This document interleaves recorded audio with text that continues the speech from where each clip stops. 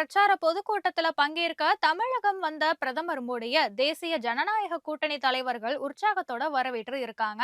செங்கல்பட்டு மாவட்டம் மதுராந்தகத்துல தேசிய ஜனநாயக கூட்டணியுடைய தேர்தல் பிரச்சார பொதுக்கூட்டம் நடைபெற்றது. இதுல கலந்து கொள்வதற்காக வருகை தந்த பிரதமர் மோடிய அதிமுக பொதுச் செயலாளர் எடப்பாடி பழனிசாமி மற்றும் கூட்டணி கட்சி தலைவர்கள் வரவேற்று இருக்காங்க. பாஜக மாநில தலைவர் நயினார் நாகேந்திரன், தமிழ் மாநில காங்கிரஸ் கட்சி தலைவர் ஜி.கே. வாசன், பாமக தலைவர் அன்புமணி, அமமுக பொதுச் செயலாளர் டிடிவி தினகரன் உள்ளிட்டோர் இந்த கூட்டத்துல பங்கேற்று பேசியிருக்காங்க.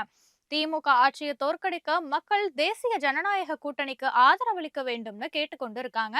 நிறைவாக பிரதமர் மோடி இந்த பிரச்சார கூட்டத்துல உரை நிகழ்த்தியிருக்காரு. திமுக அரசு ஊழல்ல திளைப்பதாகவும் அதை அகற்ற வேண்டிய கடமை தமிழக மக்களுக்கு இருப்பதாகவும் குறிப்பிட்டிருக்காங்க. ஆகவே வரும் சட்டமன்ற தேர்தல்ல தேசிய ஜனநாயக கூட்டணி மிகப்பெரிய வெற்றியை பெற்று தமிழகத்துல ஆட்சி அமைக்கும்னு மோடி நம்பிக்கை தெரிவிச்சிருக்காரு.